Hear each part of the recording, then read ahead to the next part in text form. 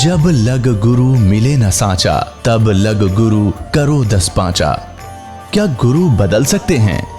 क्या गुरु बदलने से पाप लगता है? अध्यात्म के इस मैदान में आखिर सही गुरु कौन है? गीता जी में वर्णित तत्वदर्शी संत कौन है? इन सभी प्रश्नों के उत्तर जानने के लिए अवश्य सुनिए जगत गुरु तत्वदर्शी संत रामपाल जी महाराज के मंगल प्रवचन। सत साहिब दर्शकों, कहते हैं कि मृत्यु को टाला नहीं जा सकता और इस पर विजय प्राप्त करना असंभव है। लेकिन यदि हम आपको कहें कि पूर्ण परमात्मा साधक की आयु बढ़ाकर उसे 100 वर्ष की आयु प्रदान कर सकते हैं, तो शायद आप इस बात पर विश्वास न करें। लेकिन इसी का एक जीता जागता उदाहरण हम आपके सामने लेकर आए हैं। ये है राजसमंद राजस्थान के निवासी भेरू दास जी। पूर्ण परमात्मा के अवतार संत रामपाल जी महाराज जी की शरण ग्रहण करने के बाद भेरू जी को परमात्मा का साक्षात्कार हुआ और परमात्मा की कृपा से ऐसे अद्भुत लाभ मिले हैं जिनकी बदौलत आज ये जीवित हैं। इनका कहना है कि संत रामपाल जी महाराज ने इनकी खत्म हो चुकी आयु को बढ़ाकर नया जीवन प्रदान किया है। दर्शकों, क्या ऐसा हो सकता है? क्या वास्तव में संत रामपाल जी महाराज के अंदर इतनी शक्ति है? आइए जानते हैं कि सच्चाई क्या है। सुनते हैं भैरू जी की कहानी, उन्हीं की जुबानी। सर नमस्कार। नमस्कार सर। सर क्या नाम है आपका? मेरा नाम भेरू दास है। सर कहाँ से आए हैं आप?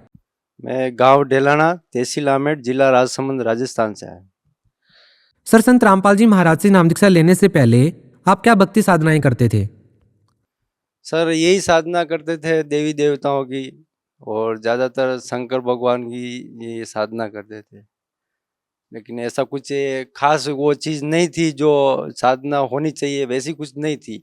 ऐसे ही दुनिया की देखा देखी में ऐसे करते थे, लेकिन उसका कोई ये नहीं था। सर संत रामपाल जी महाराज की शरण में आने से पहले जो आप भक्ति साधनाएं करते थे, उन साधनाओं के करने से आपको क्या क्या लाभ मिले? सर ऐसे तो देखा जाए तो ऐसी कोई वो नहीं थी, भक्ति भी नहीं थी और ऐसी कोई साधना भी नहीं थी, क्योंकि वो तो देखा देखी पत्थर की मूर्तियां बना के वो पूजा करते हैं और उनसे कोई भगवान की वो प्राप्ति नहीं होती है, और वो साधना भी नहीं है, वो ऐसे गलत है वो तो एक परमात्मा स्वयं संत के रूप में आते हैं और सच्चा ज्ञान कराते हैं, तो तभी वो साधना बन पाती है। ऐसे तो बहुत से दुनिया बनी हुई है, लेकिन ये सही भक्ति नहीं कर रही है। तो ये पत्थरों की पूजा कर रहे हैं और मंदिरों में जाना, ये इनसे कोई लाभ नहीं होता है। संत रामपाल जी महाराज की शरण में कैसे आए आप? सर मैं पहले जैसे देवी देवताओं की पूजा करता था, तो उसमें जैसे इष्ट रूप में जैसे वो भैरवनाथ होते हैं, उनको उनकी पूजा करता था। तो भैरू जी को जैसे इष्ट मानता था, तो 9 दिन तक ऐसे नवरात्रि रहती है। तो मैं ऐसे बहुत वर्षों से ऐसे उनके जैसे वो पूजा तो नहीं थी, लेकिन उस टाइम जो ज्ञान नहीं था, तो उस टाइम यही समझते थे कि हम पूजा कर रहे हैं इनकी। तो मैं वो हिसाब से उनको ऐसा मन में ऐसा लग रहा था कि मैं ऐसा पूजा करता हूँ तो कुछ भगवान की प्राप्ति होनी चाहिए। तो वैसे तो पूजा नहीं थी, लेकिन फिर भी मुझे ऐसा अनुभव हुआ और सपने में ऐसा उनका दर्शन हुआ। तो भेरू जी ने मुझे ऐसे दर्शन दिया था दिन में करीबन 3 बजे, और कहा था कि ये ज्ञान गंगा पुस्तक है, ये पढ़ो, इससे परमात्मा की प्राप्ति होगी। तो मैंने वो पुस्तक नहीं ली थी उस टाइम, और मैंने कहा कि मेरे पास है पुस्तकें, मैं पढ़ता हूँ और इस पुस्तक में क्या है। तो मैंने उस टाइम नहीं ली थी वो पुस्तक, और मैं चला गया, मतलब आगे बढ़ा था। तो फिर थोड़ा आगे बढ़ के पीछे देखा तो फिर वो नहीं दिखाई दिए थे। उसके बाद करीबन 6 महीने बीत गए थे। उसके बाद वही ज्ञान गंगा पुस्तक मैंने बॉम्बे में देखी थी, जो मेरा बुआ का लड़का है, मेरा भाई लगता है, उसके वहाँ देखी। तो वो पुस्तक देखते ही मुझे ऐसा लगा कि ये ज्ञान गंगा पुस्तक है। तो मैंने सारी पुस्तकें ऐसे पढ़ी है, शिव पुराण है जैसे, तो इनमें वो ज्ञान कुछ अलग ही था और निचोड़ ज्ञान था, क्योंकि ज्ञान गंगा में। और उन्होंने 1-2 पेज मेरे को बताया कि इसमें ऐसे ऐसे विधि से परमात्मा की प्राप्ति का निवारण बताया हुआ है, और ये सारे शास्त्रों के आधार पर बनाई हुई पुस्तक है ज्ञान गंगा। तो मैंने उनसे पूछा कि ये कहाँ मिलती है, और उन्होंने बोला कि वो जो आश्रम है वहाँ से ही मंगवाई है। तो मैंने बोला उनको कि भाई अभी तो मैं यहाँ से कहीं ले नहीं सकता हूँ, एक बार यही पुस्तक मुझे दे दो, मैं पढ़ लूँ इसको। तो उन्होंने नहीं दी, उन्होंने बोला मेरे को भी अभी मिली है, मैं भी मंगवाई है, अभी मैं पढ़ूंगा, बाद में आप ले जाना। मैं 3 बार गया, तीसरी बार फिर वो पुस्तक लेके मैं घर पे गया था। तो रात को पढ़ते पढ़ते 12 बजे तक पढ़ी थी वो पुस्तक। फिर मेरे को नींद आ गई थी।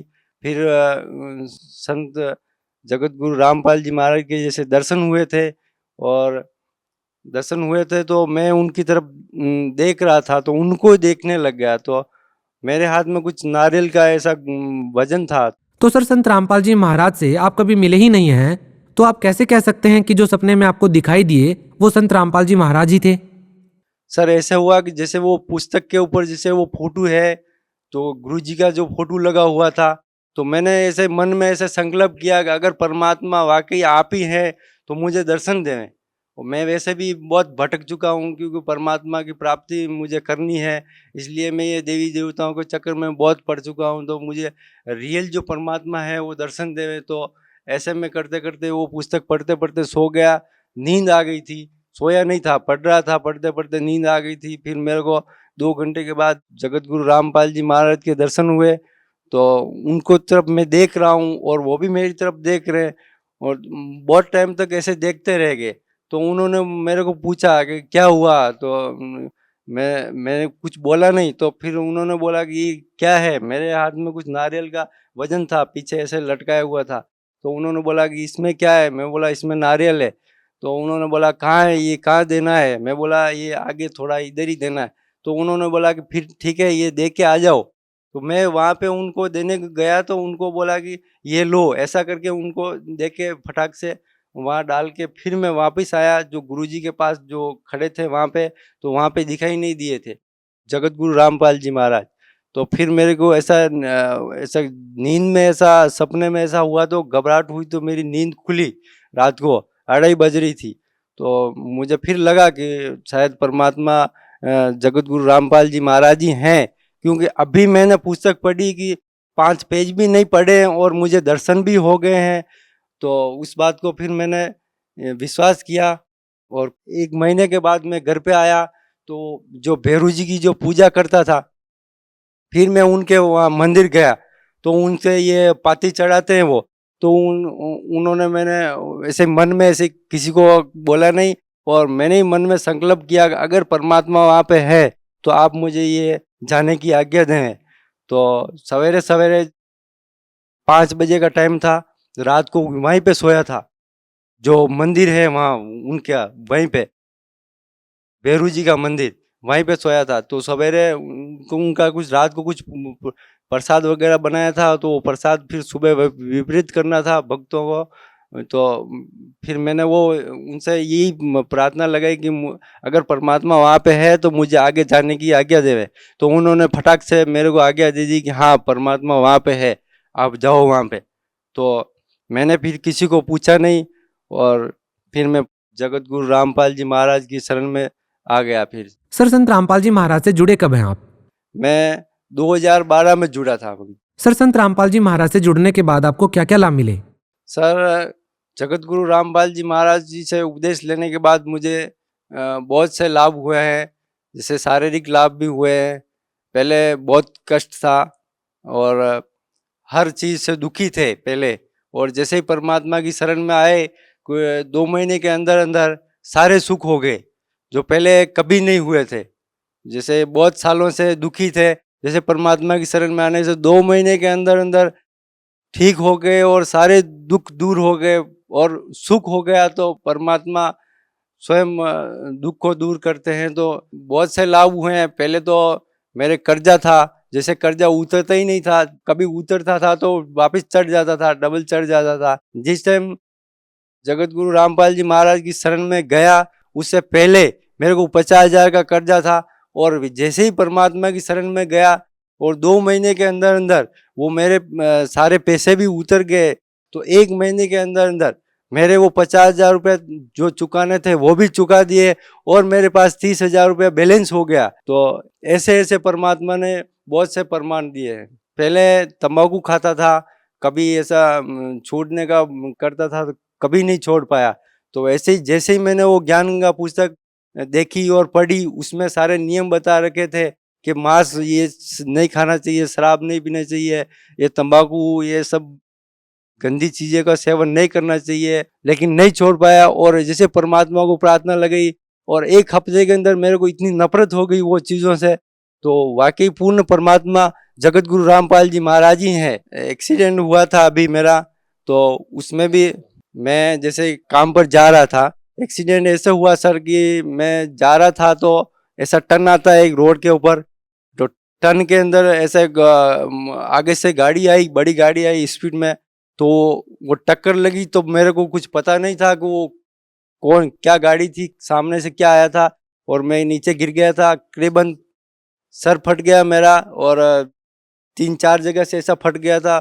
मैं आपको रिपोर्ट दिखाता हूँ, उसके अंदर बताया हुआ है। मेरी उम्र है 32 वर्ष की और मेरा नाम है भैरूलाल, और मेरा ये एक्सरे का ये डेट है 19/9/2015 की, और मेरे को 2 दिन के बाद होश आया था। तो ये रिपोर्ट है मेरा, ऐसा पूरा ये सर फटा हुआ है 3 तरफ से। जो मैं 2 दिन के बाद मेरे को वापस होश आया था। जैसे ही मेरे को होश आया था तो हॉस्पिटल में ही था, तो मैंने परमात्मा से प्रार्थना लगाई कि परमात्मा मुझे इन हॉस्पिटलों से मुझे सख्त नफरत है, आप ही मेरा इलाज कर सकते हैं, आप ही मुझे यहाँ से बाहर निकाल सकते हैं, क्योंकि आप तो मुझे जीवन दान दे सकते हैं। तो हॉस्पिटल में था, तो ये रिपोर्ट बता रही है, आपको रिपोर्ट में दिखा रहा हूँ। जैसे ही एक्सीडेंट हुआ तो वहाँ पर ही मेरा ये सर फटा, तो वहाँ पर ही करीबन 1 लीटर खून वहीं गिर गया, गाड़ी के ऊपर और रोड के ऊपर। और मेरा खिला जो हाथ के सर में लगा हुआ था वो खिला नहीं निकला था। और वहाँ पे कोई काम करने वाली थी पास में, तो वो लेडीज थी, और रोड पे कोई आने जाने वाला कोई नहीं आ रहा था। वो जा रहे थे आ रहे थे, लेकिन वहाँ कोई रुक नहीं रहा था, क्योंकि उनको जो एक्सीडेंट होते हैं वो उनको पता रहता है कि अपन रुकेंगे तो कुछ भी हो, फंस जाते हैं, कुछ हो जाते हैं। सर आपको कैसे पता चला, क्योंकि आपको तो चोट लगने के बाद आप बेहोश हो गए थे। सर मैं होश में नहीं था, मुझे दूसरों ने बताया गया है कि वहाँ पर एक लेडीज आई थी और उसने मेरा ये खिला जो लगा हुआ था उसको निकालने की कोशिश की, पूरी कोशिश की उसने, लेकिन वो खिला नहीं निकला। तब तक फिर मैं करीबन पौना घंटा तक वहाँ पे रोड पे वैसे बेहोश पड़ा था, तो मुझे कुछ पता नहीं। फिर वो एम्बुलेंस आई और पुलिस आई, तो पुलिस वाले ने फिर वो घेरा बना लिया और एम्बुलेंस में डाल के वो लेके गए हॉस्पिटल में। फिर वो डॉक्टर ने वो खिला निकाला, खिला निकालते तो फिर वो अंदर से चेक करते कि अंदर कुछ है तो नहीं, तो वो जितना और भी खून था अंदर, आधा पौन लीटर और खून था, वो भी निकाल दिया उसने, पूरा भेजा ही खाली कर दिया। इसके अंदर कुछ खून रखा भी नहीं था, क्योंकि वो चेक करते हैं कि अंदर कुछ है तो नहीं, अगर कुछ रहता है तो फिर वो उसको फिर इलाज होता नहीं भेजेगा, इसलिए उसने वो खाली कर दिया। फिर उसने टाँका लिया, तो मेरे होश में नहीं था, तो उस टाइम जब उसने पट्टी बांधी, मेरे को टाँका लगा के यहाँ पे दवाई लगा के फिर उसने पट्टी बांधी, मेरा ये हाथ, केवल एक हाथ ही मेरा ऐसे पड़ा था, तो पूरा शरीर तो नहीं हिला, केवल एक मेरा ये हाथ हिला, यहाँ से ऐसे हिला और ऐसे ये पट्टी की तरफ ऐसा आया, फिर ऐसा गिर गया। फिर मुझे कुछ होश नहीं, केवल इतना सा ये पट्टी का ये हाथ मेरा ऐसा आया, उसके बाद में मुझे कुछ होश नहीं। फिर उसके बाद में मुझे वहाँ से उन डॉक्टर ने बताया कि अभी ये जिंदा हो सकता है, क्योंकि उन्होंने तो एक बार तो मरा हुआ घोषित कर दिया था। गांव वाले सारे बोल रहे थे कि अभी वो तो मर चुका है, उसको तो लेके आओ, फिर जलाएंगे, क्योंकि जब नष्ट हो जाएगा तो फिर कल जलाना पड़ेगा, इसके लिए आज ही लेके आओ, आज ही जलाएंगे। लेकिन उस डॉक्टर ने बताया कि अभी देखो, अगर इसको आगे लेके जाओ बड़े हॉस्पिटल में, बच सकता है तो बच सकता है, क्योंकि वो हाथ जो हिला उस हिसाब से उस डॉक्टर ने बताया, नहीं तो वो भी बोल रहा था कि वो तो मर चुका है। लेकिन मेरा ये हाथ हिलने से उसने बताया कि आप एक काम को आगे लेके भागो। मेरे को आगे लेके गए, वहाँ पर भी मेरा होश नहीं आया था, वहाँ पे मुझे भर्ती किया गया था। दूसरे दिन फिर मुझे बोतलें भी चढ़ाई थी, जैसे ग्लूकोज की बोतल चढ़ाई थी, खून की बोतल नहीं चढ़ाई थी, ग्लूकोज की बोतल चढ़ाई थी। फिर दूसरे दिन जिस दिन उदयपुर लेके गए थे उस दिन भी होश नहीं आया, फिर दूसरे दिन सवेरे मेरे को होश आया था। तो होश आते ही फिर मुझे ऐसा लगा कि मैं कहाँ हूँ क्या हूँ। तो मुझे पहले जो एक्सीडेंट हुआ किससे हुआ वो मेरे को नहीं पता था। फिर मैंने 1 घंटा तक तो जैसे मेरा होश आया तो मैं ऐसा उठा तो मेरे नाक से मुंह से ऐसा खून गिरने लगता है। खून गिरने लगता है, वो सब बोलते हैं कि वापस सो जाओ, अभी तो बहुत खून गिर रहा है। तो मैंने ऐसे वापस सोया। सोते सोते जगत गुरु रामपाल जी महाराज से प्रार्थना लगाई कि हे गुरुदेव, अगर ऐसा रहूँगा तो मेरा तो यहीं हो जाएगा, यहीं मैं इतना जीता जी नरक हो जाएगी मेरी।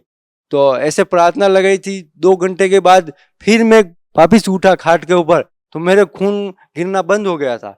मेरे नाक से मुंह से जो खून गिर रहा था वो खून गिरना बंद हो गया था। तो मैंने उनको बोला अभी मैं तो छुट्टी दे दो, अभी मैं जा रहा हूँ अभी। तो उन्होंने बोला नहीं, ऐसे नहीं जा सकते, अभी तो करीबन 10 दिन तो आपको इलाज यहाँ पे करवाना ही है और चलेगा यहाँ पे इलाज। मैंने बोला अब मैं इलाज नहीं करवाने वाला हूँ, और अब तो परमात्मा ही इलाज करते हैं और वही करेंगे मेरा इलाज। वैसे मेरे को परमात्मा ने ही ठीक किया। मैं इन चीज़ों पे विश्वास नहीं करता, क्योंकि इतना खतरनाक एक्सीडेंट होता है तो उससे इंसान नहीं बच सकता है। और वैसे मेरी आयु वहीं पे समाप्त हो चुकी थी।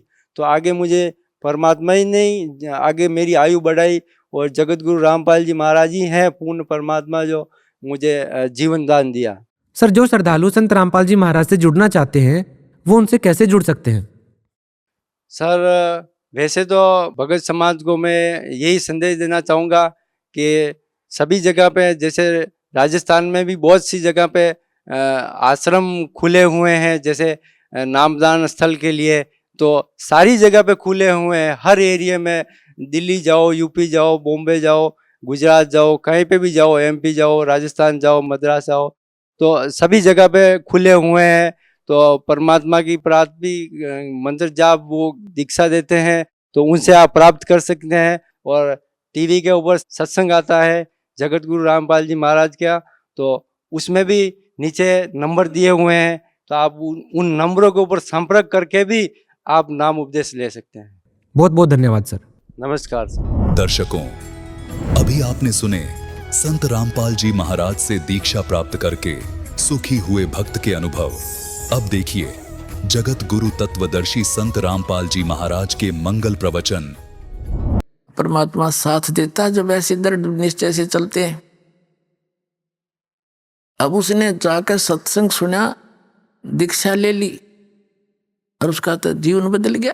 सारे दिन रोया करती, अपना ठीक अपनी कर नहीं पाओगा, बेटा है बेटा अपने स्थान पे, ना मानता मैं क्या करूं। लेकिन एक अर्ज रखा करती गुरु जी के पास कि महाराज जी लड़का बिगड़ गया और शराब पीवे है, मानता नहीं कहे की।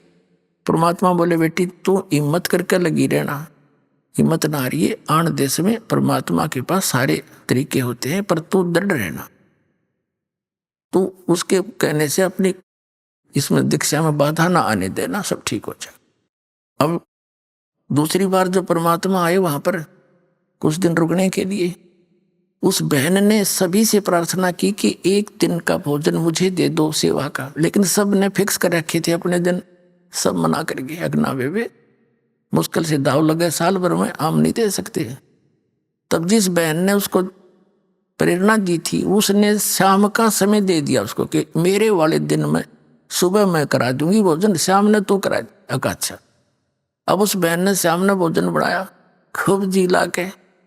और लीला कहते हैं परमात्मा पता नहीं क्या कर दे, कैसी लीला करता है।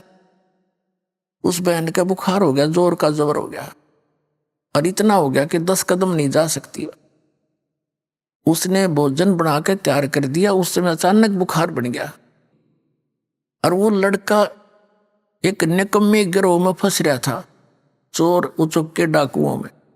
उन्होंने रात में स्कीम बना रखी थी कि आज राजा के घर में चोरी कराएंगे। रानियां के हार 9-9 लाख रुपए के बताते हैं, और सब आप अपने मियाँ मिट्ठू अरे और सब नौकरी नो लावांगे, इतने हार हो जाएंगे, फिर घर बनावांगे, ऐसे कोठी बना लेंगे। तो कहने लगे भाई रात ने 12 बजे इस मंदिर में आ जाइए। कोई बाहर जंगल में मंदिर था, उसके आसपास इकट्ठे हो जी, वहां से चलेंगे। तो सब चले गए अपने खाना खुना खा कर जल्दी आने के लिए। वो लड़का आ गया शाम को 7-8 बजे सी, उस दिन जल्दी आ गया। माँ ने कहा बेटा मेरी तबीयत होगी खराब, मैंने अपने गुरुजी का भोजन पहुंचाना था, मैं चल नहीं सकती, बेटा एक बार आश्रम में भोजन दिया तो महाराज जी भक्ता का। अब उसने सोची तू आश्रम में जाएगा और आने जाने में समय ना लग जा चाहता और तू पीछे रह जा, वहां रात ने जा चोरी करने जाना है। मना कर दिया, कहने लगा माँ मैं नहीं भोजन दे के आऊंगा, और तो भी मत जाया कर वहां पर, पता नहीं दुनिया क्या क्या कहती है तेरे बारे में। उस माँ ने कहा बेटा मेरी इज्जत रख दे तू, आज हाथ जोड़ के तो मैंने समय मांगया है और आगे मुझे कोई टाइम नहीं देगा। एक दिन का भी गुरुजी भूखे रह गए थे और सब जा चुकी है वहां सत्संग में, मैं अकेली रहेगी पाछे, बेटा मैं चल नहीं सकती। बहुत कुछ कहा पर वो मानना नहीं। फिर वह रोने लगी बैठ के, हे भगवान आज किसे कर्म फूटे मेरे। तो उसने सोचा लड़के ने कि अब माँ रोएगी सारी रात, तो लगेंगी 10-20 मिनट आध घंटा, तो फटाफट पकड़ा है बहुत। वो लेकर अगला दे कहाँ है, वो उसने बांध कर रख रखा था कि लेकर। अब वो प्रतिदिन एक का प्रार्थना करा करती, परमात्मा मेरा तो एक हो बेटा, धन जो भी है वो सुधर जा। तो उन आश्रम वाले भक्तों ने माइयों ने सोचा, आकाश तो सुन दी भगवान गुरुजी ने, उसका लड़का लेके आ गया भोजन, रान लग गया तो फिर इस पर असर भी पड़ेगा। तो गुरुजी से बताया जी उसका रामो नाम था, अगर रामो का लड़का आ गया, आपने बड़ी दया करी, बहुत रोया करती, इस बात की मारी किसी प्रकार सुधर जाओ। वो गया तो पूछा भी गुरुजी कहाँ है, भोजन कराना है, मेरी माँ तो बीमार होगी। भक्ता ने बताया गुरुजी स्नान करने जा रहे हैं, भाई 10 मिनट बैठ जा। वो बैठ गया, गुरुजी आ गए, भोजन रख दिया। फिर उन्होंने बताया जी ये रामो का लड़का है और आपने बड़ी सुनियाती युवा आ गया आपके दर्शन करने के लिए। तो गुरुजी ने सोचा ला बेटा बालक से दो चार बातें बता दूं, इसका असर हो जा। कहने लगा बेटा भक्ति करते हैं, मनुष्य जीवन भगवान ने इसीलिए दिया है, भक्ति करे, बुराइयां तो बच कर है, यो जीवन बार बार नहीं मिलता। वो लड़का बोला बाबा जी जल्दी रोटी खा, मैंने देर हो है, तेरे लेक्चरों की जरूरत नहीं। अब उसने सोचा भाई तो सचमुच निराय नकम्मा है, ठीक रो हवा लड़की इसने। ये महाराज जी के बोला अपने खा के खाना और ले के वो बर्तन और वो तो स्पीड खींच दी वापस, क्योंकि उसने तो रानिया के हार दिखे थे। अब रास्ते में उसका कांटा लग गया पैर में और लग कर सूल की करकी टूट गई बबुल की। अब कदम नहीं रखा जा, एडी पंजा नहीं टेके, एडी एडी टेकता आवे, चल जा नहीं, धीरे धीरे आ रहा। उसकी आते ही वो बर्तन मारे पटक के और लगा ऊट पटांग बकवाद करने अपनी माँ को, आज गया था तेरे सत्संग में, आज मेरे पैर में कांटा लग गया और तू नो कह उड़े सब न सुख हो है, मेरा तो दुख हो गया और आज पास से तू भी नहीं जाएगी उड़े और मैं तो उधर मुंह करके भी ना सोऊं। क्योंकि उसने तो फिर नो हो गया कि तू जा नहीं सकता, भागना पड़े तो भाग नहीं सकता, चोरी कराएंगे तो सारे सांग करने पड़ेंगे। तो घना दुख मान रहा हो इस बात का। फिर वह माँ रोने लगी, हे परमात्मा इस निकम्मे का अज्जा काटा लगना था, देख मेरे किसे फूटे भाग हैं, अब यू ना स्वयं जावे और ना मन भक्ति करने दे। नो करके वह खूब रो रहा के सो गई। फिर जैसा भी था शाम ने तो फिर सुबह बखत उठ के उस लड़के का कांटा निकलवा दिया। उधर से उन बच्चों ने, उसके साथियों ने थोड़ी देर इंतजार किया, फिर वो सोचा भी चलना है तो ना हम करते चोरी। वो चोरी करने चले गए राजा के घर पे। अब राजा का घर कोई ऐसा सुनना है जाते चोरी कर लेंगे, पकड़ लिए। मंत्रियों ने कहा कि महाराज ये तो इतने खूंखार व्यक्ति हैं, राजा के चोरी कर सकते, जनता को कैसे जीने देंगे, इनको भयंकर सजा देनी चाहिए। राजा ने सुना दिया शाम के 4 बजे इनको सूली तोड़ दो। सूली तोड़ा करते एक चक्का सा होता था, चक्की के सपाट उसके बीच में एक सरिया सा होता था, नुकीला भाले जैसा, और वो ऐसे वो चक्का उसको पर बैठा दिया करते थे और वो चक्का नीचे नचाला करता सुराख में से और वो भाला ऊपर नाता था, उसके नीचे से लेकर उसके सिर में का निकल जाता था और रो रो कर तड़प तड़प कर मरता था। उसको इतनी भयंकर सजा दी जाती थी। तो उसके साथ साथ उन्होंने क्या करते थे राजा लोग के पूरी नगरी में घुमा दो इनको, सबको बता दो कि आज शाम को 4 बजे इनको सूली तोड़ा जाएगा। उनके लिख दिया और उनसे बुलवा रहे हैं कि बोलो, पुलिस वाले ले जा रहे हैं, कहो हम चोर हैं, राजा के घर चोरी करते थे, करने के लिए गए थे, हम पकड़े गए, कोई सुनता हो तो चोरी ना करना, हम शाम को 4 बजे सूली तोड़े जाएंगे। उनसे ऐसे डायलॉग बुलवाते हुए और डंडे मारते हुए पुलिस वाले गलियों में घुमा रहे। एक विशेष बाजा सा बजाते थे तो गांव वालों को पता लग जाता था, नगर वालों को, कि आज किसी की शामत आई है। तो ये देखने के लिए कि किस दंड में यह दंडित होगा, सब अपने घरों के बाहर आ जाते थे।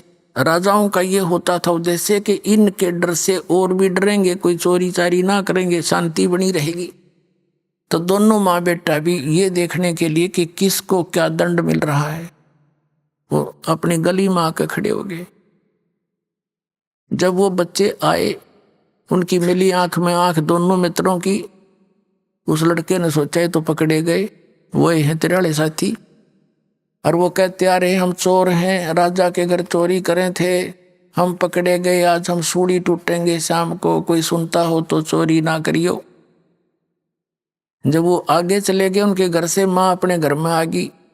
वो लड़का अपनी माँ के चिपट गया और बुरी तरह रोने लग गया। उसकी माँ ने सोचा क्यों रोया बेटा, बेटा क्या हो गया, अब तो तेरा कांटा भी निकलवा दिया, अब क्यों रो रहा है, तुम क्या दुख है। कि माँ धन है तेरे गुरुदेव का और धन है तेरी भक्ति। माँ आज तेरा बेटा नहीं रहना था, आज मैं भी सूली टूटना था, और धन है कल मेरे पैर में कांटा लग गया, माँ मैं जा नहीं सका, और आज तेरा बेटा नहीं था। एक माँ फिर तेरा कौन सहारा रह गया था। तब उसकी माँ रोने लगी कि रे निकम्मे, मैं तो न सोचू था तू दारू दप्पा पीता है, तू चोर भी हो गया था। अखा माँ मैं इतना नीच हो गया था, और कान पकड़ लिया, क्यों कलजा पाट गया, सामने सूली तो टूटेंगे। कान पकड़ लिया, आपके साथ चलूंगा, नाम लूंगा, और जिंदगी में कदे चोरी नहीं करूंगा, कोई गलती नहीं करूंगा, शराब भी नहीं पीऊंगा। परमात्मा कहते संत शरण में आने से आई टले बला, जय मस्तक में सूड़ी होवा काटे में टले। तो पुण्यात्माओं, आप परमात्मा की शरण में आए हो, विश्वास के साथ लगे रहना। ये क्यों डूम बाट के गीत नहीं, ये उस परम पिता का बोला हुआ शब्द जो दास आपको बता रहा हूं, और सारे सत्य होंगे। विश्वास के साथ लगे रहना। बोलो सतगुरुदेव।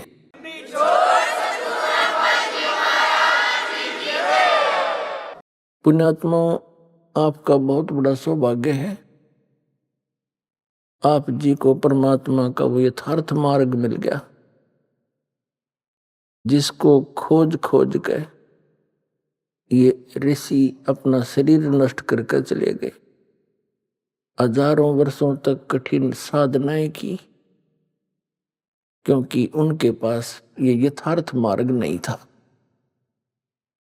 गीता जी अध्याय नंबर 16 के श्लोक नंबर 23 और 24 में कहा है कि शास्त्र विधि को त्याग कर जो मनमाना आचरण करते हैं, उनको न तो सुख होता है, न उनको सिद्धि प्राप्त होती है, और न ही उनकी गति होती है।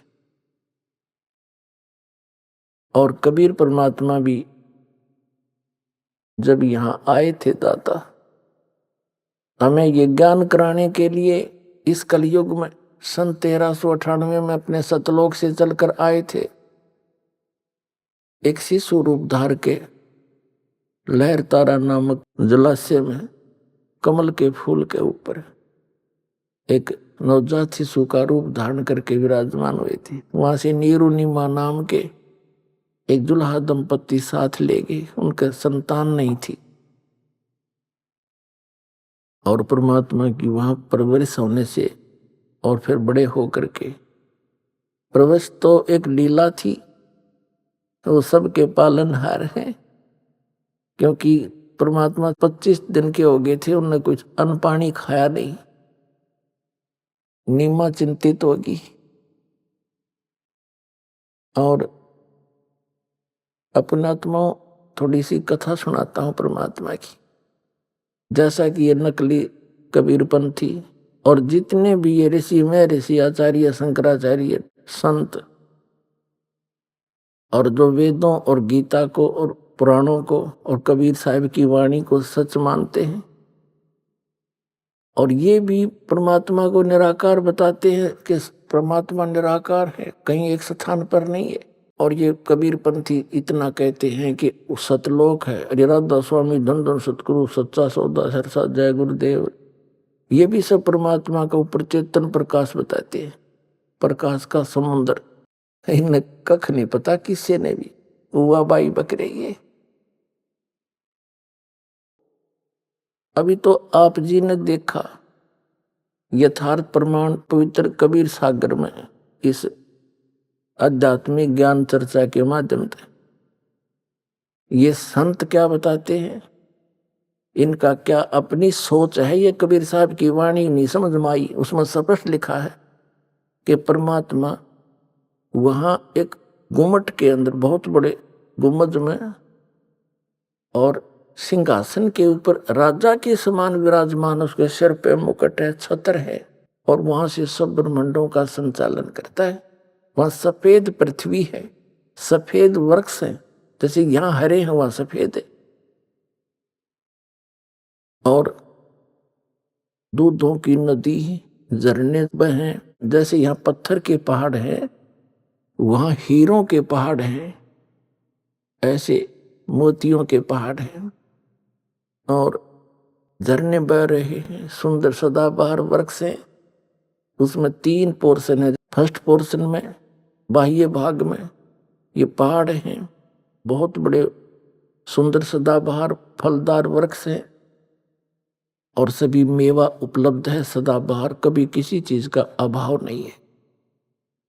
वहां का जल कैसा है, जैसे आपने यहाँ गंगा जल देखा है, ये कभी खराब नहीं होता।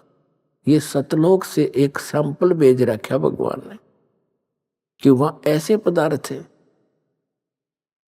और फिर उसके बाद बहुत बड़ी सृष्टि है जिसमें नर और नारी ऐसे ही परिवार हैं, अलग अलग सबके मकान हैं, कोई राग द्वेष नहीं है, क्यों अभाव नहीं किसी चीज का।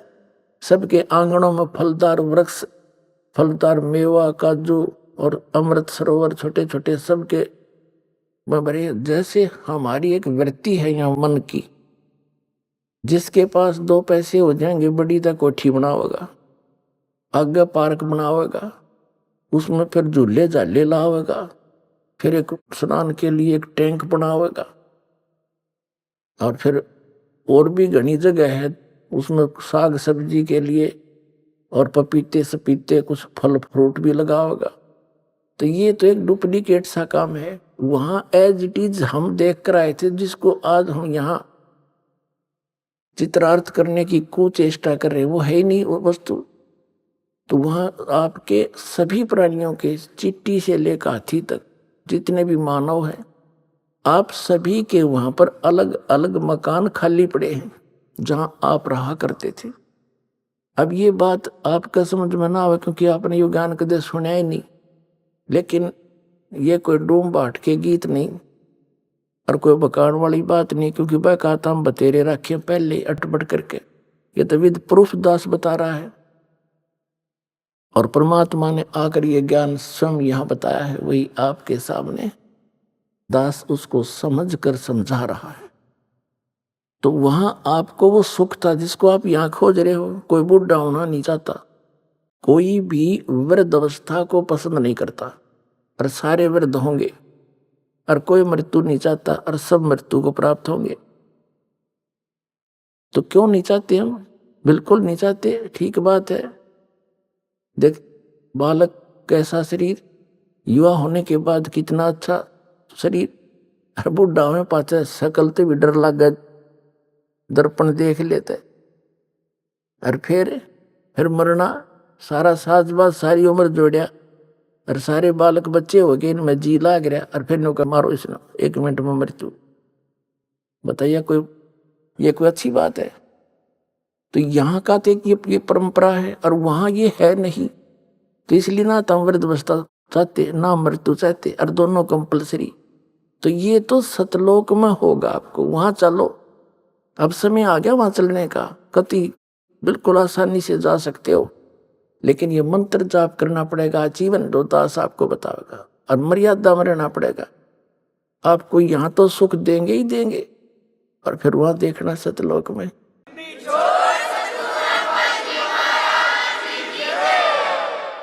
अब पहले थोड़ा सा आपको दिखाते हैं, जैसा अब प्रसंग चल रहा था कि परमात्मा सतलोक में कैसा है और कौन है वो, उसका नाम क्या है। धर्मदास जी को परमात्मा स्वयं लेकर गए कबीर परमेश्वर जी, और वहां जाकर उसने क्या आंखों देखी, फिर वर्णन किया ज्ञान प्रकाश कबीर सागर में, बौद्ध सागर के खंड में, कि सतलोक में जब मैं गया तो वहां ऐसे ही नर और नारी करके हंस और हंसनी मेरे से मिलने आए, बड़े प्यार से सीने से लगे, गा के बजा के नाच के फिर भगवान को दिखाने के लिए गए। वहां क्या देखा कबीर साहब, वो जो नीचे से जिंदा महात्मा के रूप में आया था, वो बैठा उस ब्रह्मांड के सिंहासन पर, असंग ब्रह्मांड के कंट्रोलर के सिंहासन पर, और सिर पर छत्र है, सिर पर मुकुट है। वहां सफेद धरती है, सफेद भूमि है, सफेद वृक्ष है, और सभी नर आकार है। उनके गले में रत्नों की माला है, उनकी माथे की शोभा बता रखी, उनके नाक बता रखे, ग्रहण माने नासिका, और बड़े सुंदर हैं। और ये नकली कबीर पंथी या जितने भी संत पंथ हैं, ये सभी बताओ भगवान निराकार है। पुण्यात्माओं, परमात्मा का पाना और सतलोक जाना कति आसान है, इसमें तो कोई बाधा ही नहीं बनेगी, क्योंकि जब आप यहाँ के दुख से परिचित हो जाओगे और वहां के सुख से और प्रमाण सहित आपको पता लग जाएगा। पुण्यात्माओं, देख परमात्मा ने कितनी दया कर रखी है आपके ऊपर, आप कितने लाडले हो उस परमात्मा के बच्चे, बहन और भाई जितने भी यहाँ आए हैं। हम दासों की सेवा लगाई, बच्चों ने मिलकर आश्रम बनाया, शेड डाला, और आपके आने से पहले पलक बिछाए बैठे रहते हैं। कितने भगत बहन भाई आएंगे, मैट बिछा देते हैं, अच्छा बढ़िया देसी घी का प्रसाद हलवा, और भाई अच्छे बढ़िया भोजन आहार आपको परमात्मा की तरफ से ही है ये सारा खेल। और ऐसे सर्दी में देकर रजाई है, अरे अमृत वर्षा कर रहे हैं, इसमें कृपा करके लटके ना लियो, पूरा ज्ञान सुनियो, को देखा कर अच्छा देसी घी का लोड कर रजाई ऊँघे जाओ बैठे बैठे, फिर आना नहाना बराबर है। तो कबीर साहब कहते हैं, निंद्रा काल जाल है भाई, जो सोवत हैं सो खोवत हैं, जागत है सो पावत हैं। तो जागो ही बे, वैसे भी जागो, अरे नींद ने भी थोड़ा कंट्रोल करो, और सुनो अमर कहानी उस परम पिता की। पुण्यात्माओं, ऐसा सीजन, ऐसा एटमॉस्फेयर, मीठी मीठी सर्दी और सारी व्यवस्था है, और परमात्मा की भक्ति, आप वो अमर कथा, वो अमृत वर्षा उस सत्संग की, जिसकी आत्मा को युगों युगों से भूख है, यहां तृप्त हो रही है वो। तो इस आत्मा ने सुआओ मत, जागृत रखो और सुनो उस परमात्मा की अमर कहानी। पुण्यात्माओं, परमात्मा का पाना सब तो आसान है, क्योंकि इसमें कुछ करना है को नहीं, नाम जाप करना बस। नाम चलते फिरते उठते बैठते मर्यादा में रहना है, और जैसा परमात्मा आपको वित्त दे उसमें से दान भी करना है, क्योंकि धर्म तो धसके नहीं धसके तीनों लोग, और खैराए तुम्हें खैर है कीजिए आत्म पोख। तो जो परमात्मा आपको लाभ देगा उससे दान भी करना है, क्योंकि दान से ही धन मिलता है। कबीर साहब कहते हैं, चढ़ी चौंच भर ले गई और नदी ना घट्यो नीर, दान दिए धन घटे नहीं, कह रहे साहिब कबीर। तो इस प्रकार इस तरह से परमात्मा का पाना कति आसान है। ये अमृत वर्षा, ये ज्ञान और ये भगवान कदे कानों नहीं सुना था, और आज परमात्मा अपने बच्चों को बैठा बैठा के प्यारते हैं, और फिर ये अमृत के प्याले पिला रहा है सच्चे ज्ञान के, और उस सच्चे भगवान की कथा, सत्यनारायण कथा। कबीर साहब का नाम लेने पाप कटे, नाम लेने तो आत्मा चार्ज होती है, और यहाँ तो सारा दिन उस परमात्मा की ही चर्चा चलती है।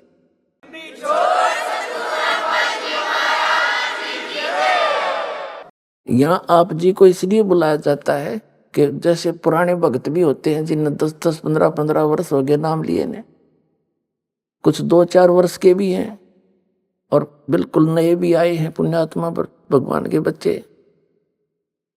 तो पुराणों के साथ आपका आपस में डिस्कस होता है, सत्संग के बाद आप चर्चा करते हो, नए भक्तों का विश्वास दृढ़ होता है कि सचमुच यहाँ ऐसे ऐसे इनको लाभ हुए हैं, ऐसे ऐसे रोग कटे हैं, ऐसे निर्धन व्यक्तियों का आज गाड़ियाँ चल रही हैं।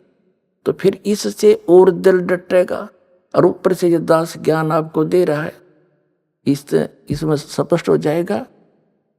तो ये सारा कुछ मिला के इसलिए परमात्मा ने ये आश्रमों की व्यवस्था बनाई है कि यहाँ बैठकर परमात्मा के बच्चे उस मालिक के यथार्थ ज्ञान को और उस भगवान को समझ सके।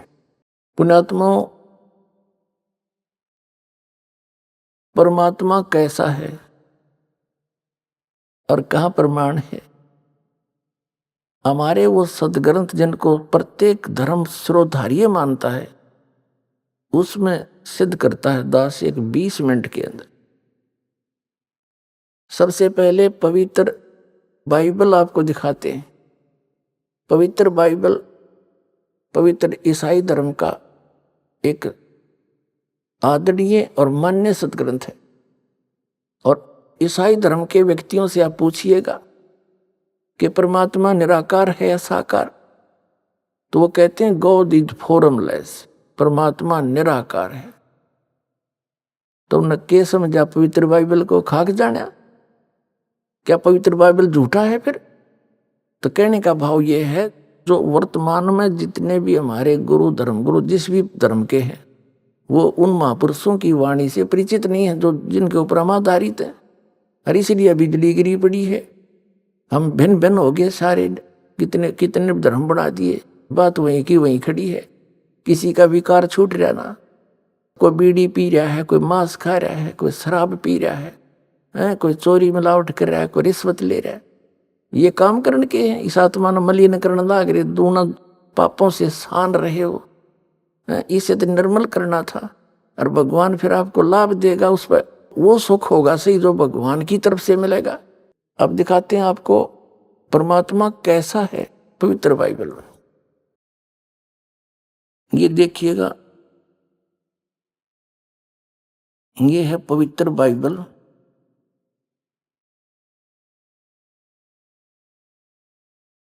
संपूर्ण जीवन अध्ययन बाइबल।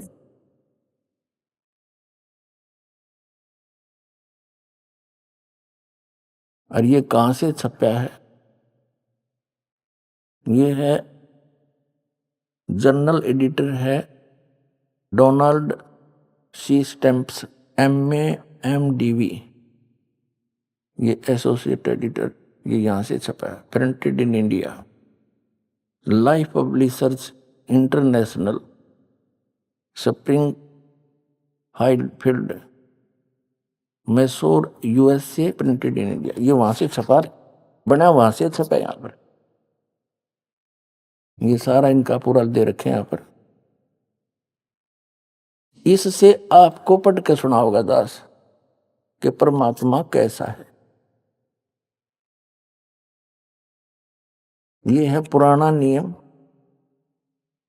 पुराना नियम और उत्पत्ति। यहां से देखेंगे आप,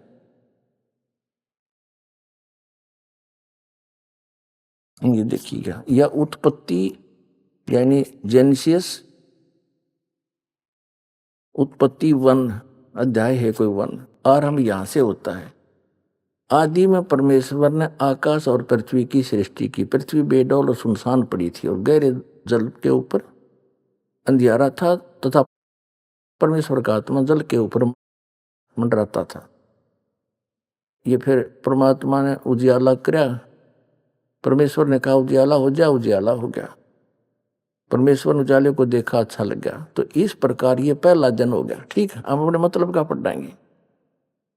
फिर दूसरा दिन हो गया, दूसरे दिन में 2 संरचना करी, सांझ हुई, फिर भोर हुई, यो तीसरा दिन हो गया। इसमें कुछ और फलदायी वृक्ष जिनके बीज एक एक करके अनुसार उन्हें बनाए। ठीक है, अच्छा, फिर यहां देखेंगे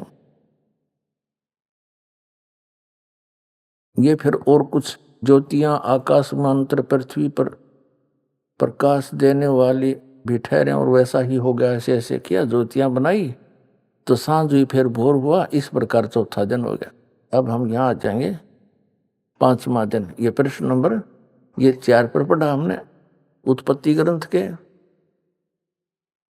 और अब हम 5 पर आ जाते हैं।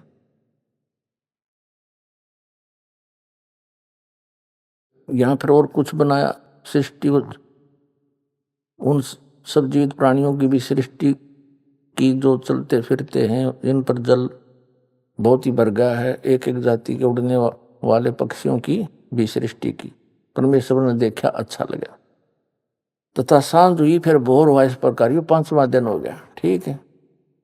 अब यहां देखे 6ठे दिन, ये 26 नंबर इनकी श्लोक है।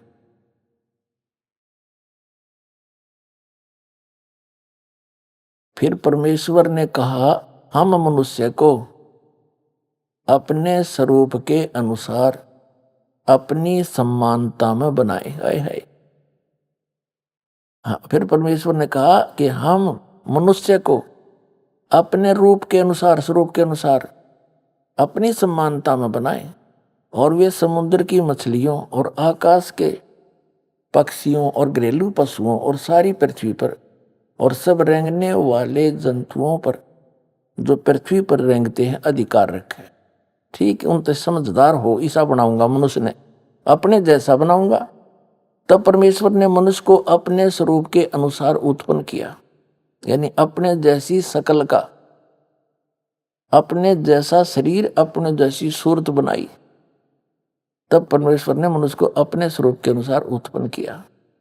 अपने स्वरूप के अनुसार परमेश्वर ने उसको उत्पन्न किया, नर और नारी करके उसने मनुष्यों की सृष्टि की। पूछिए इन ईसाइयों ने क्या समझा, इन अपने पवित्र बाइबल को? निराकार है इसमें परमात्मा, फॉर्मूले से स्पष्ट कह रखे, बालक भी समझ जाए इसने। ये भगवान बता कहां सोया पड़ा ये मानो, अपने सदग्रंथों को ना समझ कर दंत कथा बैठ के बैठे सारे। ये देखिएगा, फिर और कमाल कर रखा परमात्मा ने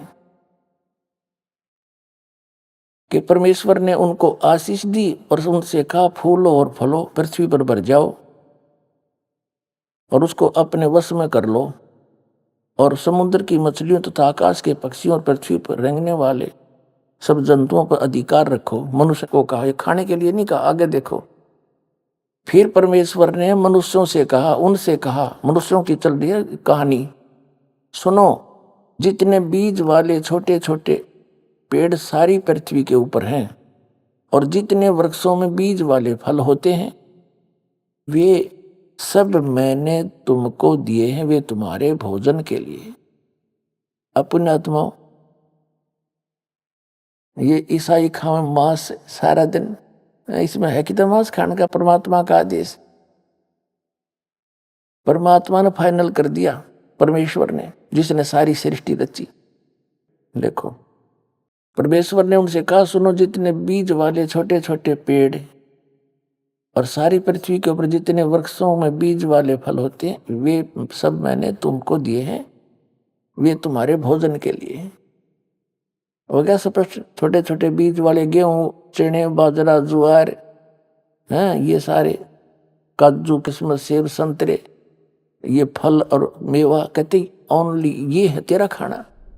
अभी आपने सुने संत रामपाल जी महाराज के मंगल प्रवचन। आइए अब सुनते हैं संत रामपाल जी महाराज से नाम दीक्षा लेकर सतभक्ति करके अद्भुत लाभ प्राप्त करने वाले अनुयायी के विचार। दर्शकों, क्या हो यदि आप एक नशे की लत में डूब जाएं और उस नशे की लत से छुटकारा पाने के लिए आप दिन रात प्रयास करें, लेकिन फिर भी उस नशे को छोड़ने में आप असमर्थ रहें। ऐसा ही कुछ हुआ नरेला दिल्ली के रहने वाले दिनेश जी के साथ। दिनेश जी शराब और अन्य नशों में इस कदर डूब चुके थे कि चाहकर भी वे इनसे छुटकारा नहीं पा रहे थे। दर्शकों, दिनेश जी का आज कहना है कि मेरी जिंदगी तब बदली जब मुझे संत रामपाल जी महाराज द्वारा लिखित पुस्तक ज्ञान गंगा मिली। दिनेश जी कहते हैं कि जब से मैंने ज्ञान गंगा पुस्तक पढ़ी है, तब से मेरी जिंदगी की रूपरेखा ही बदल गई है और मैं पूर्ण रूप से नशे से मुक्त हो गया हूं। संत रामपाल जी महाराज की शरण में जाने के बाद मेरी जिंदगी खुशहाल हो गई है। दर्शकों, क्या केवल एक पुस्तक को पढ़ने मात्र से किसी का नशा छूट सकता है? आइए जानते हैं कि इसके पीछे की सच्चाई क्या है। सुनते हैं दिनेश जी की कहानी, उन्हीं की जुबानी। नमस्कार सर। नमस्ते सर। सर क्या नाम है आपका? मेरा नाम दिनेश कुमार है जी, और मैं गांव सन्नोट नरेला दिल्ली 40 का रहने वाला हूं। सर संत रामपाल जी महाराज से कब जुड़े आप? सर मैंने 18 जुलाई 2014 में नाम लिया था। सर संत रामपाल जी महाराज से नाम दीक्षा लेने से पहले क्या आप कोई भक्ति साधना करते थे? हाँ जी, मैं भक्ति करता था। मैं यही ब्रह्मा विष्णु महेश इनकी साधना करता था, हनुमान जी की, शेरावाली जी की। तो सर क्या कारण बना कि आप संत रामपाल जी महाराज की शरण में आए? सर मैं इनकी पूजा कर करके इतना बेकार हो लिया था कि बिल्कुल कि पागल जैसा हो गया था। मेरे काम धंधे बिल्कुल छूट गए थे, कोई काम नहीं था, कोई भी मजदूरी भी नहीं मिलती थी। तो मैं बहुत ही परेशान हो गया था, बिल्कुल पागलों की तरह मेरा हाल हो गया था। और जब मैं ऐसे रहता था, मैं कई बार जंतर मंतर पे चला जाता था। मैंने अपनी ज़िंदगी को सोच लिया था कि बिल्कुल ही ख़त्म होगी। रात को मैं सोता सोता भी रोता रहता था। मेरी मिसेज भी भगतमती रोती रहती थी देख के कि भाई इसको क्या हो गया। कई बार ऐसा हो जाता था, बच्चे सयाने थे, ऐसा जी करता था इनको जहर दे दूँ और मैं भी जहर खा के मर जाऊँ बिल्कुल। लेकिन परमात्मा की रजा थी, संत रामपाल जी महाराज जी की। मुझे हमारे गाँव का एक भगत था, उन्होंने एक ज्ञान गंगा पुस्तक दी और मैंने वो ज्ञान गंगा पुस्तक पढ़ी। और पढ़ते ही मेरा बिल्कुल ऐसे हो गया कि भाई वाकई में सच बात है ये। मैं इतनी भक्ति करने के बाद भी इतना परेशान था। भरी उसमें गरीब गर्मियों में हनुमान जी का चूरमा बना के ले जा करता, बिल्कुल पसीने पसीने होके, कच्चे कच्चे में बिल्कुल इतना परेशान था। और वहाँ पे बंदर खाते भी नहीं थे, सूंघ के भगा देते थे। मेरा बहुत खून फूकता था कि मैं चाय भी पीने के पैसे नहीं घर में, और यहाँ पे ये ऐसे कर रहे हैं। तो मैं सोचता था भाई मेरा भला नहीं होगा कभी भी ज़िंदगी में। लेकिन वो ज्ञान गंगा पढ़ने के बाद मैंने उनसे बोला भाई मुझे नाम दीक्षा लेनी है और मैं बताऊँ कब चलूँ आपके साथ, नॉलेज अब सत्संग होगा और वहाँ पे चलेंगे। तो हम चले गए जी। 18 जुलाई 2014 को हम सतलोक आश्रम में हम गए और वहाँ पे जाके मैंने नाम दीक्षा ली संत रामपाल जी महाराज जी से। वहाँ पे देखा मैंने, तो वहाँ पे ऐसा माहौल मैंने इस धरती पे ना, सिवाय सतगुरु रामपाल जी महाराज जी के वहाँ के अलावा, उस आश्रम के अलावा मैंने कभी ऐसा माहौल कहीं देखा नहीं। मैं बहुत जगह गया, अमरनाथ लोले, हर मंदिर में, वैष्णो देवी लोग, जहाँ भी, यानी कि कोई भी ऐसी जगह नहीं थी कि जहाँ पे ना गया हूँ मैं, हर जगह गया पर, लेकिन मैंने ऐसा माहौल नहीं देखा। वहाँ की सुविधा इतनी अच्छी थी, वहाँ पे उनका बोलने का लहजा इतना अच्छा था, भगत जी कह के बात करते थे, या कोई माई हो या कोई भगत हो, बिल्कुल इतने प्यार से। खाना पीना इतना अच्छा खाना, देसी घी में रोटियां बिल्कुल, और भंडारा फ्री था बिल्कुल। और ऐसी चाय, कोई कितनी भैंस बांध रहा हो, उनके घर भी ऐसी चाय नहीं मिलती होगी जैसी आश्रम में चाय मिलती थी। और चाय के साथ बिस्किट भी। और जो किसी को हारी बीमारी होती है, चाहे दलिया खाओ, चाहे खिचड़ी खाओ, चाहे दूध से खाओ, चाहे दही से खाओ, चाहे सब्जी से लो, कैसे ही लो, कि मैंने इतनी सुविधा, इतना वो कहीं नहीं देखा आज तक। नाम दीक्षा लेने के बाद संत रामपाल जी महाराज जी ने बताया कि बेटा इसकी भक्ति ऐसे मर्यादा में करना, और फिर देखना अपने लाभ भी और तुम्हारे पाप कर्म भी कटेंगे, और फिर तुम्हें ऐसा सुख हो जाएगा जो आपने कभी सोचा भी नहीं होगा। सर आपके बताए अनुसार आपके ऊपर दुखों का पहाड़ टूट गया था। आपने बताया कि आपको कहीं उम्मीद नहीं थी कि मैं कहीं से भी ठीक हो जाऊं। फिर आपने ज्ञान गंगा पुस्तक पढ़ी और फिर आप संत रामपाल जी महाराज से नाम दीक्षा लेकर आए। सर ज्ञान गंगा में ऐसी क्या बात है जो भी उसको पढ़ता है तो उसको लाभ होने लगते हैं और वो संत रामपाल जी महाराज से नाम दीक्षा ले लेता है? ऐसा क्या है उस पुस्तक में? सर उस पुस्तक में ऐसा बहुत कुछ है कि उसमें सत भक्ति और जितना भी प्रमाण है ना, सब हर चीज़ से प्रमाणित वो पुस्तक है, बाइबल से, पुराण से, वेदों से। और जो उसमें जो कहानियाँ लिखी बिल्कुल एकदम सच लिखी हुई हैं कि भाई पुस्तक पढ़ने से ज्ञान गंगा मेरे बिल्कुल ये लगा लो दिमाग के बिल्कुल तार तार हिल गए कि ये सारी सच्चाई बिल्कुल इस पुस्तक में है। सर ज्ञान गंगा पुस्तक ऐसी जादुई पुस्तक है, अगर उसको आप एक बार पढ़ लो या घर में भी रख लो ना, तो भी उस घर में सुख आना तो मामूली सी बात है। सर अगर कोई दर्शक संत रामपाल जी महाराज की ज्ञान गंगा पुस्तक प्राप्त करना चाहे तो कैसे प्राप्त कर सकता है? सर शाम को चैनल पे सत्संग आता है और उसके अंदर ऐड आती है नीचे पीली पट्टी, उसमें नंबर लिखे होते हैं एसएमएस के, जो फ्री पुस्तक मंगाने के लिए आप एक बार एसएमएस करा, जो भी करेगा उसी एड्रेस पे ज्ञान गंगा पुस्तक, जीने की राह और गीता तेरा ज्ञान अमृत फ्री पहुंचाई जाती है। सर हम अगला सवाल पूछते हैं आपसे। संत रामपाल जी महाराज से नाम दीक्षा लेने के बाद श्रद्धालु को बहुत सारे लाभ प्राप्त होते हैं, तो क्या आपको भी कुछ लाभ प्राप्त हुए संत रामपाल जी महाराज से नाम दीक्षा लेने के बाद? सर मुझे लाभ ही लाभ प्राप्त हुए हैं। नाम दीक्षा लेने से पहले मैं बहुत दारू पीता था, बहुत दारू, 2-3 बोतल डेली की पीनी मेरा होता, और फिर भी नशा नहीं होता था मेरे को। उसके बाद में 1-2 गांजे की चिलम भी पी जा करता, क्योंकि मेरा होटल था, होटल पे काम करते थे बहुत लड़के, 6-7 लड़के, और वे गांजा वगैरह पीते थे, तो मैं उनका गांजा भी पी जा करता। इतना नशेड़ी था मैं बिल्कुल ही कि देखने वाले क्या करते भाई वे उड़ा लिया। पुलिस वाले तो मेरी शक्ल देख के ही हट जा करते कि भाई ये तो बहुत नशेबाज है और आती लत्ते फाड़ देगा, इतना वो करता था मैं। और ये लाभ ही हुआ परमात्मा की रजा से, दारू छूटी मेरी। उसके बाद काम धंधा मेरा बिल्कुल बर्बाद हो गया था, दारू से होटल वाटल सब तुड़वा दिए थे पुलिस वालों ने। उसके बाद भूखे मरने की नौबत आ गई थी बिल्कुल ही, और ऐसा हाल हो गया था जी कि चाय पीने के भी पैसे नहीं करते। मेरी मिसिज वो काम करती थी फैक्ट्री में और मैं घर पे रहता था। वो मेरे से कभी ये भी नहीं कहती थी कि भाई तू काम कर ले, उसको पता थी इसकी दिमाग की हालत बिल्कुल ऐसी हो गई है पागलों जैसी, कभी कुछ घर से निकल जाए। मैंने बोल भी दिया था अपने घर वालों को कि मैं घर छोड़ के जाऊंगा, कहीं हिमालय वगैरह पे चला जाऊँ, क्यों मैंने यही सुना था भाई हिमालय पे चले जाओ भाई, वहाँ पे नुपाप कर्म कटते वगैरह होता है, ये होता है। तो मैंने बोल दिया था अपने मम्मी पापा को भी, सबको, कि मैं हिमालय पे जाऊँगा, मैं यहाँ से घर छोड़ के जाऊँगा। तो यही परेशान रह करते कि भाई ये कभी चला जाए। 3 बच्चे, तीनों बच्चे बड़े हो रहे थे। लड़की 11वीं में थी, लड़का 12वीं पास किया हुआ था, और मैं इतना परेशान, मगर काम धंधा है नहीं, जवान बच्चों के कहाँ से इनकी शादी होगी, कहाँ से क्या होगा। मैं इतना तंगी से गुजर रहा था बहुत ज़्यादा, कि रोज़ की ये सोचता था कि आज इन बच्चों को जहर दे दूं और ख़ुद भी खा लूं, क्योंकि हमें पता है कि हमने जिससे भी हेल्प मांगी किसी ने कोई हेल्प नहीं करी। लेकिन परमात्मा की ऐसी रजा, मेरे नाम लेने के बाद इतना खुशियों से मेरा घर भर दिया परमात्मा ने। लड़की भी बेचारी पढ़ाई घर हो गई, लड़का भी की भी रमणी हो गई, एक लड़का बचा हुआ है वो भी। और मैं तो इतना नशेड़ी था भगत जी कि मैं जब दारू पीता था ना, अपने बच्चों को भी बिठा ले करता साथ में, उनसे पूछ ले करता मैं भाई तू कितनी पिएगा, तू कितनी पिएगा, और तब मैं उतनी मंगा के पीते थे बैठ के। तो भगत जी मैं इतना नशा करता था, तो वो सारा नशा मेरा परमात्मा की मात्र किताब पढ़ने से ही छूट गया। क्योंकि उस किताब में लिखा हुआ था कि भाई जो बीड़ी पीते हैं और ये दारू पीते हैं उनको ऐसे ऐसे कुत्ते के जन्म होते हैं, सूअर के जन्म होते हैं। तो मैं अपनी पैड़ी पे बैठ रहता था, तो जब मैं किताब पढ़ता था ना, वो किताब की बात में देखता कुत्ते नाली के वहाँ पे पैर रख के और मुँह दे के पानी पी रहे हैं, तो मेरे परमात्मा की बातें याद आती कि भाई ऐसा जन्म होगा। तो मैंने जब भी बीड़ी वगैरह भी तोड़ के भगा दी थी, 3 बंडल बीड़ी के पीजा करता मैं डेली के। और दारू वारू उस दिन से मैंने कभी दारू नहीं पी, जिस दिन भी परमात्मा की शरण में गया नाम लेते ही, और उस दिन से ही संत रामपाल जी महाराज जी की कृपा से मेरा सारा नशा वगैरह सब छूट गया, और हमारा घर पूरा परिवार सुख शांति में आ गया, और अब मेरा काम भी खुल गया ना। तो मैं बिल्कुल बेकार था। मैं तो सर यही कहना चाहूँगा कि आप चैनल पे सत्संग सुने, उसमें जो पट्टी आती है उस पे किताबों का SMS के नंबर, आप उस पे SMS करें, किताब मंगाए ज्ञान गंगा या जीने की राह, और उसको पढ़ें।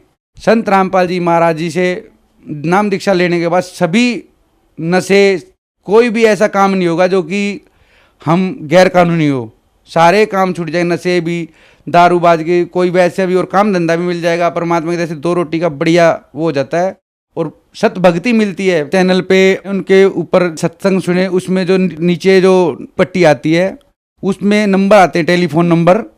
जैसे आप जहाँ भी रहने वाले हो उन नंबरों पे फ़ोन करोगे तो आपको वहाँ का पास का ही नामदान केंद्र का पता बता देंगे, और वहाँ से आपको नाम दीक्षा फ्री मिलेगी संत रामपाल जी महाराज जी से। धन्यवाद सर। सत साहिब।